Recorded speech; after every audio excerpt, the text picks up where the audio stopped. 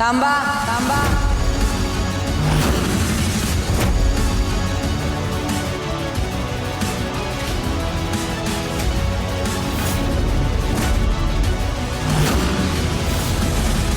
काय झालं आई? मलाच विचारतोयस काय झालं? आत्ताही तुला मीच चुकीची वाटते का? म्हणजे तुला खरंच कळत नाही मला काय म्हणायचंय?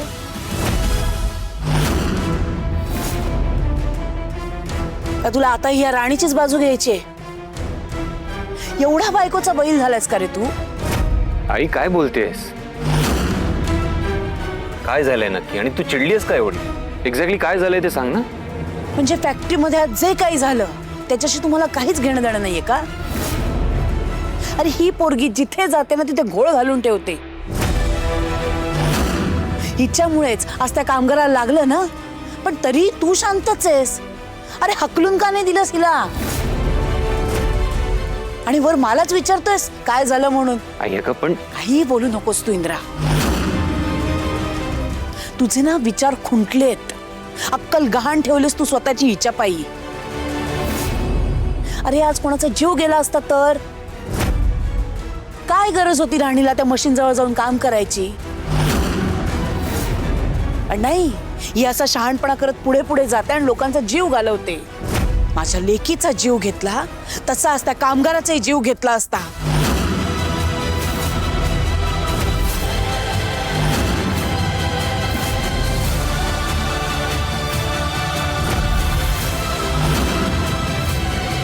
आई काय बोलतेस तू? हे जे खरं आहे ना तेच बोलतीये. ही पोरगी सगळ्यांचा जीव घेऊनच शांत बसणार आहे. सतत पुढे पुढे जे करायचं असतं ना हिला. आई पास, तू समजतेस तसं काही झालेलं नाहीये. तू हिचीच बाजू घेणार रे इंद्रा. सांग ना मला, या राणीला त्या मशीन मध्ये काम करायला जायची काय गरज होती? ही जर शहाणपणा करत पुढे पुढे गेली नसती ना तर आज त्या कामगाराला काही झालं नसतं.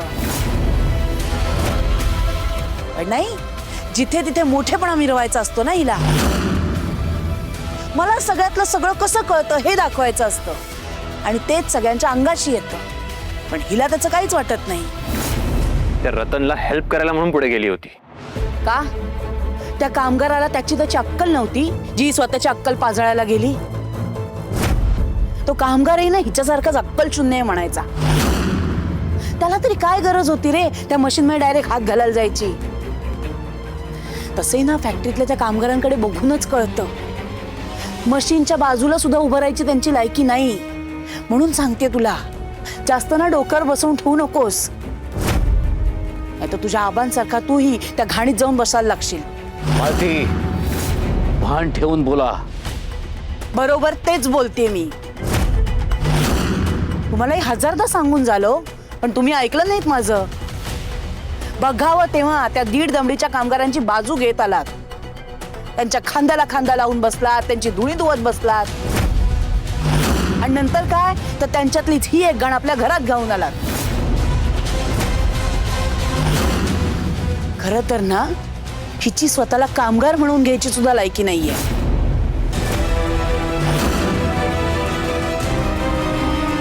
आणि त्यात काय यांनी तिला पीए बनवून ठेवलंय. पण एक गोष्ट लक्षात ठेवा, फक्त साहेबाचे कपडे घालून कोणी साहेब बनत नाही. साहेब बनायचं असेल ना तर तेवढी अक्कल आणि पात्रता दोन्ही लागतं. आणि तुझी तर काय आमच्या पायातली चप्पल व्हायची पण पात्रता नाहीये.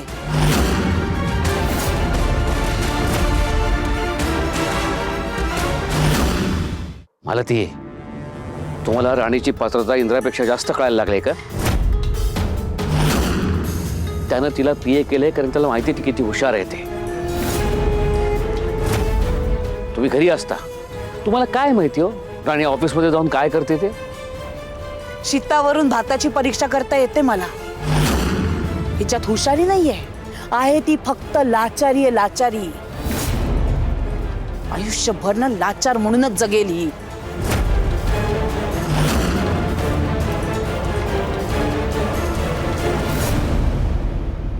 माझ्या इंद्राच्या डोळ्यावर काय तिने धूळ फेक केलीये म्हणून त्याला तिच्यात हुशारी दिसतीये.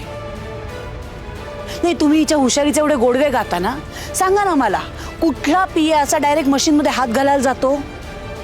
त्यात तो एक मूर्ख कामगार, त्यांनी आपल्या मागचे व्याप वाढवायचं ठरवलं होतं, आपल्या नावाला बट्टा लावायचा ठरवलं होतं, म्हणून तर गेला ना मशीनकडे. इंद्रा, अरे आता तरी ऐक माझं. अरे त्या वस्तीतले कामगार म्हणजेच दलदल आहे, दलदल. आणि त्या दलदलीत आणखी फसत जाण्यापेक्षा त्या घाणीला आपल्या फॅक्टरीतून दूर ठेव. अजिबात जवळ येऊ देऊ नको. मालती मॅडम, बास. अहो, तुम्हाला मला जे काय बोलायचं ना ते तुम्ही बोला, पण कामगारांना घाण म्हणू नका. म्हणणार, एकदा नाही हजारदा म्हणणार. आणि मी जरी घाणीला घाण म्हणले नाही तरी ती जाणवतेच ना, डोळ्यांना दिसतेच ना, जशी तू आणि तुझे ते घाणेरडे आई बाप. मॅडम, मी तुम्हाला परत एकदा सांगते, तुम्ही माझ्या घरच्यांसाठी आणि कामगारांसाठी असे शब्द वापरू नका. तुम्ही त्यांचा अपमान करू नका, मी विनंती करते तुम्हाला. खड्ड्यात गेली तुझी विनंती. तुझ्या त्या गलिच्छ कामगारांचं आणि तुझ्या आईबापाचं कौतुक मला सांगायचं नाही. झालं मालती मॅडम, आता अति झालंय बर का. तुम्हाला काय माहिती हो माझ्या घरच्यांबद्दल किंवा कामगारांबद्दल? हो, जर कामगार नसतील ना तर तुमचं पान सुद्धा हलणार नाही. माझ्या बरोबर या घराच्या बाहेर चला, मग तुम्हाला कळेल की कामगार काय आहेत ते. हो का?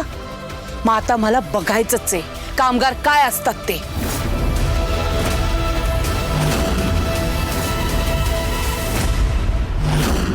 चल, दाखवच.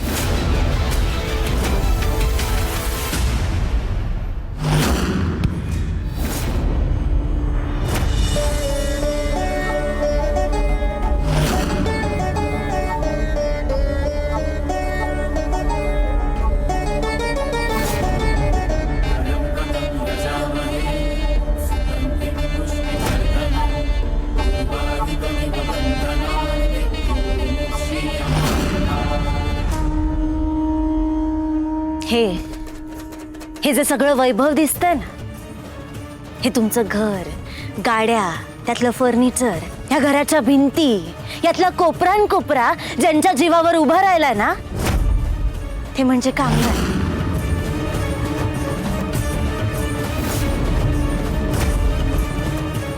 तुम्हाला जो मान मिळतोय ना तो कामगारांमुळेच आहे. हे सगळं जे तुमच्या डोळ्यासमोर दिसतंय हे सगळं कामगारांमुळे. तुम्ही हे जे आरामात जगताय, सगळं सुख उपभोगताय ना, ते कामगारांनी घाम गाळला म्हणून शक्य झालंय मालती मॅडम. तुम्हाला हे सगळं मिळावं म्हणून ज्यांनी कष्ट केले ना ते म्हणजे कामगार. आणि हे सगळं ज्यांनी उभं केलं ते आबासाहेब, ते सुद्धा कामगारच होते, हे विसरू नका तुम्ही.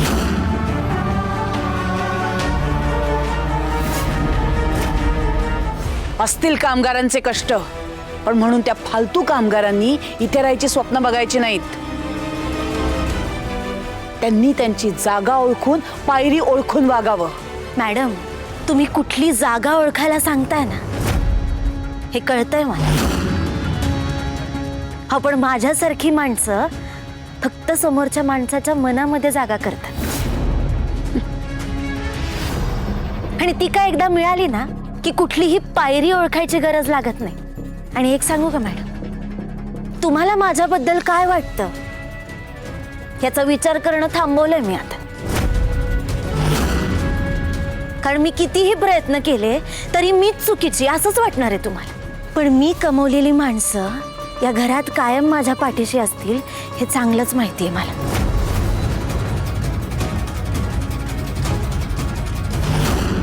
आई, नाही मला माहिती आहे काही केलं तुझा राग जाणार नाही, पण आज जे काही फॅक्टरीत झालंय ना ते मी माझ्या डोळ्यांनी बघितलं. राणीची काही चूक नाही आहे त्यात. सर, फॅक्टरीत जे काय झालं त्यात माझी चूक नव्हती हे सगळ्यांनी बघितलंय, कदाचित मान्य सुद्धा केलंय. पण तुम्ही कितीही प्रयत्न केलात आणि कितीही सांगितलं तरी मॅडमला हे कधीच मान्य होणार नाही. आणि त्यांनी ते मान्य करावं असं मला अजिबात वाटत नाही. पण त्या आता कामगारांबद्दल जे बोलल्या ना ते चुकीचं होतं. आणि त्यावर मी त्यांना खूप बोलले. याच्यासाठी तुम्ही मला माफ करा. पण अहो ते सहन नाही झालं मला, म्हणून मी बोलले. राणी, तू काही चुकीचं बोलली नाहीयेस, योग्य तेच बोललीस. ज्यांची कान उघडणी करणं गरजेचंच होतं. तुम्ही हिच्या बोलण्यात अडकला असाल, पण मी हिच्या बोलण्यात अडकणार नाही. मला घोळात घेणं हिला उभ्या जन्मात तरी शक्य नाही. वाईट एवढ्याच गोष्टीचं वाटतंय की आता माझा इंद्राही तिच्याच सुरात सूर मिसळायला लागलाय. आई, जे चूक आहे त्याला चूक म्हणावं आणि जे बरोबर आहे त्याला सपोर्ट करावं, ही तुझी आणि आबांचीच शिकवण आहे ना. मी काही राणीचं ऐकत नाहीये आई, मी फक्त तुमची शिकवण फॉलो करतोय. मान्य आहे मला, राणीला मी पीए बनवलंय, याचा राग आहे तुला, तुला पटत नाहीये ते. पण आई, ती खरंच हे सगळं डिझर्व करते. आई, आपण कितीही नाकारलं ना तरी हे तितकंच खरं आहे की आज राणीमुळे मी पुन्हा उभा राहिलो. चिकूच्या जाण्याने मी डिप्रेशन मध्ये जात होतो, पण राणीने सावरलं मला. आज तिच्यामुळे मी पुन्हा कामावर जाऊ शकलोय. आई, अगं राणीच आहे जिच्यामुळे मी प्रत्येक संकटातून वाचलोय. राणीमुळे मी पटकन रिॲक्ट करणं सुद्धा बंद केलंय. अगं ही तीच आहे ज्याच्यामुळे आपल्याला कळलं की फॅक्टरीमध्ये काहीतरी गडबड होते. काहीतरी म्हणे राणीमुळे वाईट साईड घडतंय. राणीमुळे काही वाईट साईड घडत नाही आई, उलट जे काही घडतंय ना ते नीट होतंय. आपल्यावर येणाऱ्या प्रत्येक प्रॉब्लेमला पहिले राणी फेस करते आई. मला तुझं म्हणणं पटतंय, तू अगदी योग्य तेच बोलतोयस. आणि मला आनंद याचा आहे की आता तूही राणीला ओळखायला लागलायस चांगला आणि तिच्या चांगुलपणाचं कौतुक करायला लागलायस.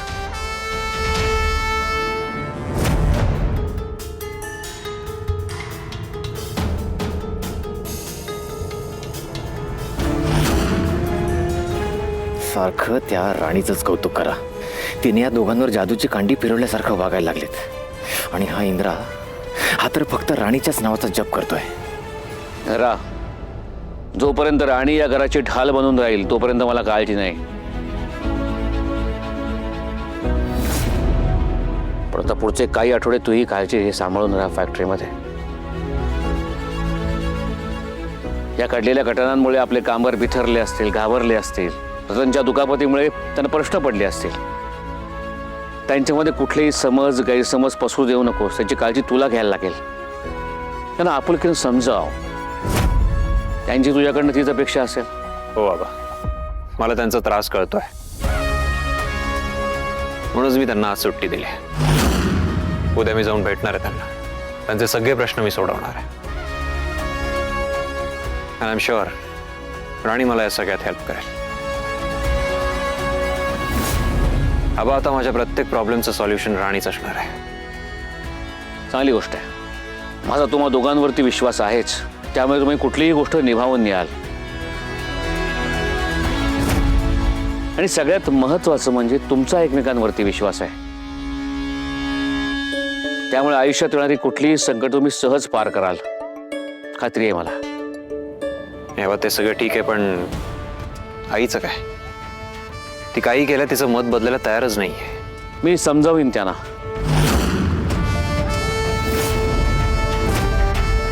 तुम्ही फॅक्टरीकडे लक्ष द्या.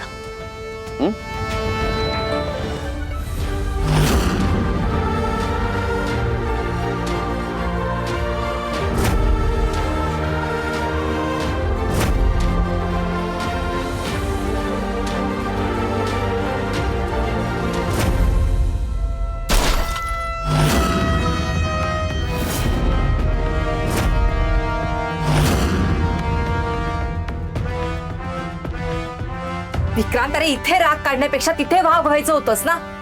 तिथे तोंडातून एक शब्दही निघाला नाही. ती मालती बोलत असताना मी अजून काय बोलणार होतो? त्या राणीची वाटल अजून काय करायला हवं होतं मी? जे करायचं होतं ना ते सगळं केलं होतं. ठरल्याप्रमाणे मशीन बिघडली होती, राणीचा हात जाणार होता, पण तो रतन मध्ये आला. रतन कसा काय मध्ये आलाय मारायला?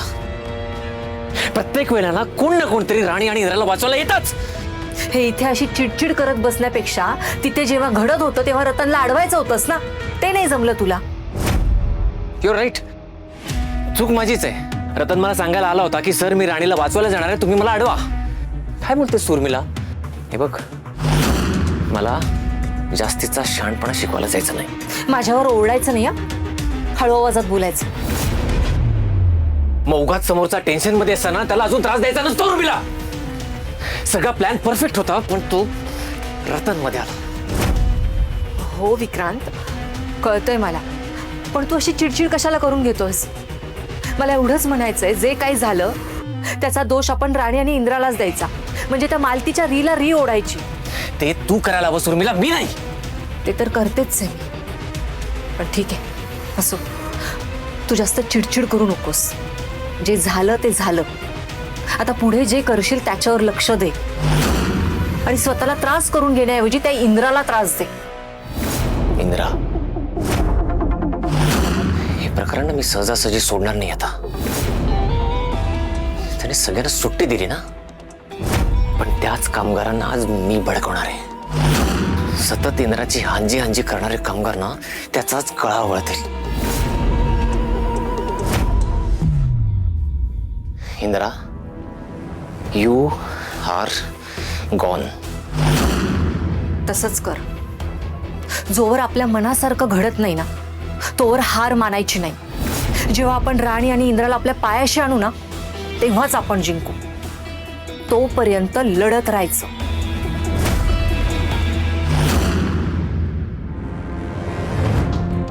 राणी, काय झालं सर? बोला ना. खाली सगळ्यांसमोर मी तुझी बाजू घेतली खरी, पण मला असं वाटतंय आई जे बोलते तेच बरोबर आहे. म्हणजे सर, तुम्हाला पण असं वाटतं की रतनला माझ्यामुळे लागलं?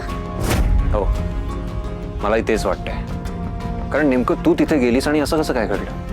हो सर, पण तिथं मी नसते तर दुसरं कोणीतरी असलं असतं. हो, जे घडणार आहेत त्याला टाळता थोडी येणार होतं. नाही, तरी तू तिथे होतीस हाच प्रॉब्लेम आहे. हो सर, काय बोलताय तुम्ही? मी तिथे होते, हा कसा काय प्रॉब्लेम असू शकतो?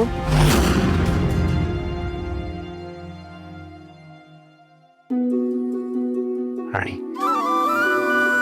तिथे तुला काही झालं असतं, तुझ्या हातांना काही झालं असतं तर? तू माझ्यासाठी, या घरासाठी खूप काही केलेस. हे हात माझ्या मदतीसाठी नेहमी अवेलेबल असायचे. या हातांनी या घरातल्या माणसांना मायेने, प्रेमाने खास भरवलंय. मला त्रास होत असताना माझी सेवा केली आहे. तुझ्याशी मैत्री करत असताना सुद्धा हेच हात हातात ठेवून मी तुला शब्द दिलाय, तू माझी पहिली मैत्रीण आहेस राणी. तुझा हात माझ्या हातातून सुटला तर कसं चालेल? हो सर, पण मला आवडतं हे काम करायला. कितीही आवडलं तरी तू करणार नाहीस. And that's my order.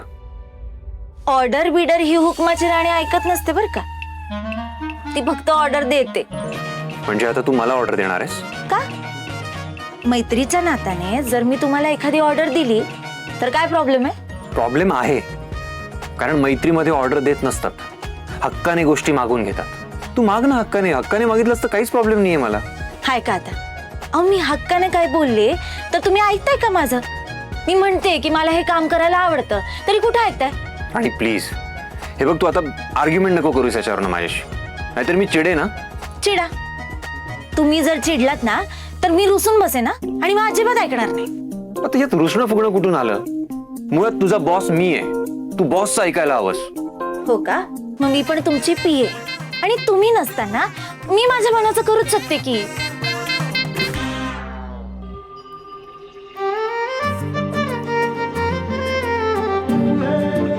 आणि प्लीज ऐक ना माझं,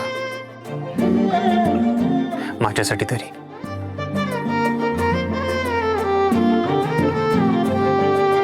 पण सर, तुम्हाला काय असं वाटतंय की मला काहीतरी होईल? काय एवढं टेन्शन घेताय तुम्ही? जे घडायचं असतं ते असंही घडतंच. नाही, तेच होऊ नये म्हणून माझ्या मैत्रिणीची काळजी घेतोय ना मी. माझ्या मित्राला माझी एवढी काळजी आहे हे बघून बरं वाटतंय बरं का. तू नाही करणार ना असं काही?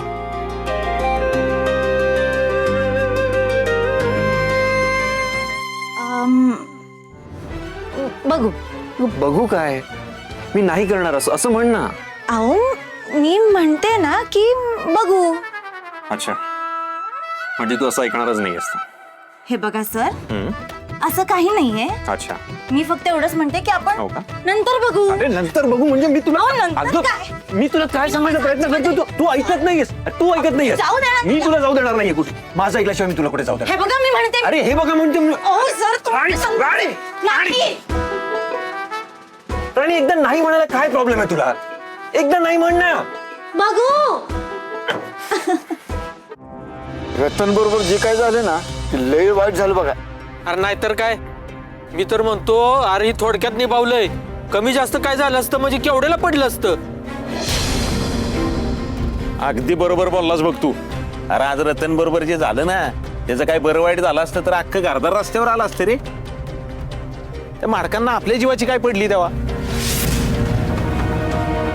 नाही नाही, आज रतनच्या बाबतीत झाले, उद्या दुसऱ्या कोणाच्या तरी बाबतीत होईल. कामगारांच्या बाबतीत असं काय झालेलं मला सहन होणार नाही. याच्या विरुद्ध आवाज उठवलाच पाहिजे. अरे नको नको गाजा, आपल्याला कामावून काढून टाकतील. आणि पोटा पाण्यासाठी थोडंफार सहन केलंच पाहिजे की आपल्याला. काम करायचं की आपण, कामाला कोण नाही म्हणतंय वे. काम करायचं पण त्यांच्या अटींवर नाही करायचं, आपल्या नियमानुसार करायचं. उद्या मी त्यांना सांगणार आहे नवीन मशनी आणा. नवीन मशनी असतील तर कामाला हात लावू. जुन्या मशनींवर काम करायला आमचा जीव काय वर आलाय वय. अगदी बरोबर बोलला बघ गजा भाऊ. अरे नवीन मशनी असल्या म्हणजे असलं काय होणारच नाही. मला सांगा, इंदिरा साहेबांना कंपनीचा फायदा दिसतो का नाही? मग ह्यो फायदा कामगारांमुळे होतोय याची जाणीव नको आहे त्यांना. हे गजा भाऊ, उगाच इंदिरा सरांबद्दल यांच्या डोक्यात काय बी टाकू नको. इंदिरा सरांना कंपनीचा फायदाच बघायचा असता ना तर त्यांना आज सुट्टीच दिली नसती. आणि एवढंच नाही, त्या रतनचा सगळा खर्च केला ना इंदिरा सरांनी का सोडला असं वाऱ्यावर. तुम्ही काय या गजा भाऊचं ऐकू नका. इंदिरा सरांना कामगारांबद्दल किती काळजी आहे ना ते आज दिसलंय ना सगळ्यांना. हा बघितलं बरं का गोट्या, लय काळजी आहे. अरे मग अगं तर जनावरागत काम करून घेतलं आपल्याकडनं. कधी कधी जेवणाची सुट्टी बी नाही दिली. एकदा तर सगळ्या कामगारांना कामावरून काढून टाकायची धमकीच दिली होती. उगाच आबासाहेब मध्ये पडले बरं का, म्हणून वाचलोय आपण सगळी. तुम्ही विसरला असाल, मी नाही विसरलो. अरे बाबा, तवाची परिस्थिती वेगळी होती. इंदिरा सरांच्या डोक्यात राग होता. पण जेव्हापासून राणी लग्न करून त्या घरात गेली ना सगळं चित्रच बदललंय. अरे काय बदललंय? हा, काय चित्र नाही बदललं.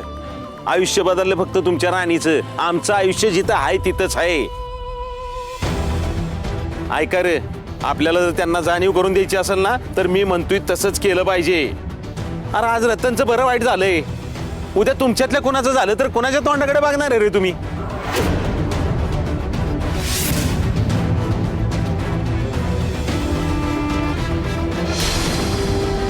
या गजाने ह्यांची डोकी भडकवायला नको. ह्यांना कसं सांगू का इंदिरा सर आता आधीसारखं नाही राहिलं, ते लय बदलल्यात. ह्या गजामुळे परत काहीतरी राडा व्हायला नको म्हणजे झालं.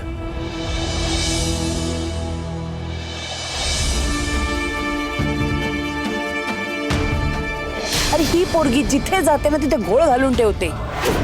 ही जर शहाणपणा करत पुढे पुढे गेली नसती ना तर आज त्या कामगाराला काही झालं नसतं. राणीचं माझ्यासोबत फॅक्टरीत असणं खूप गरजेचं आहे, नाहीतर मी गडबडून जाईन. आईला का कळत नाही ही गोष्ट?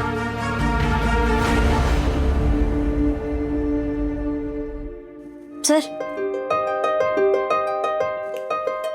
काय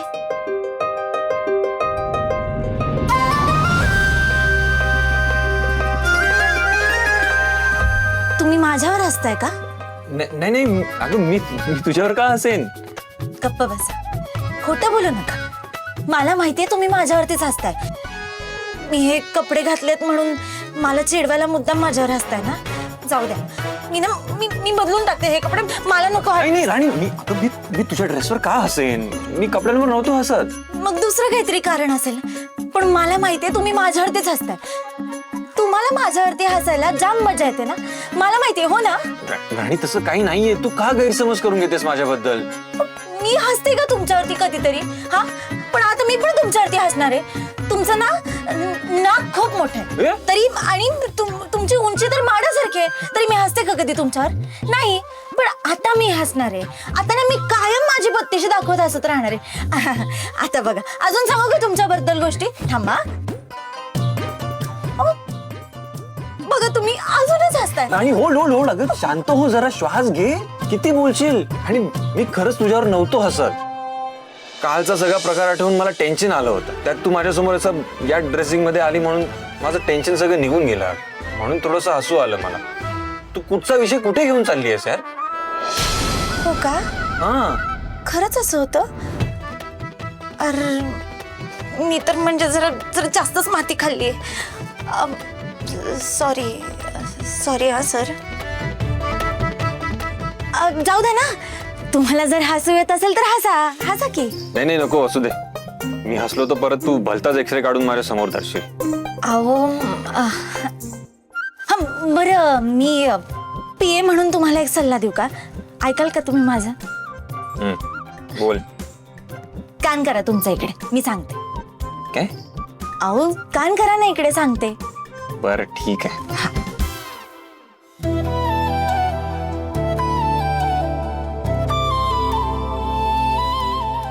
ग्रेट. असं असेल तर आपण लगेच निघूया.